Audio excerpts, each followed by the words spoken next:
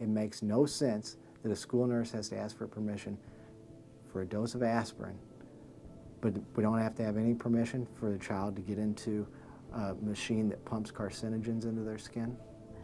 You know, we take care of skin cancers, and you know, I don't want to take care of skin cancers in people that are, you know, 20 years old. I don't want to see a 20-year-old come into my office anymore in tears saying, if I had only known. Melanoma is the most serious type of skin cancer that can kill. And I have seen young girls die from melanoma. I've seen young boys die from melanoma, young being younger than 30 years old. And it's, some of these kids have used tanning beds, some of them haven't. But if there's a risk that we can avoid, I don't understand how we can't educate people to that risk. And many times the kids are not old enough to understand, and that's when the parents have to step in, and the parents have to be educated to the risk that their children may be subjected to.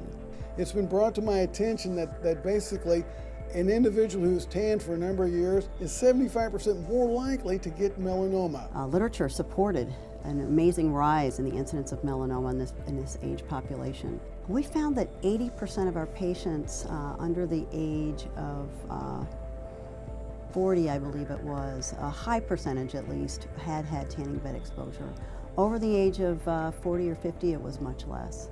It's a serious issue. It's scary. I was one of the youngest people in the waiting room at that office, but by tanning and just making unhealthy decisions at a young age, I think we're going to see more of that if legislation is not put in place to educate parents, educate kids, to know that the decisions that they make at a young age can really impact them. There is a very clear connection between tanning bed use, ultraviolet exposure, and the pathogenesis of skin cancer, to the point that the World Health Organization, there's an international agency on research of cancer, they have listed ultraviolet light, either solar radiation or from artificial devices, as a class 1 type of carcinogen. Now that's along with cigarette smoke, that's along with plutonium.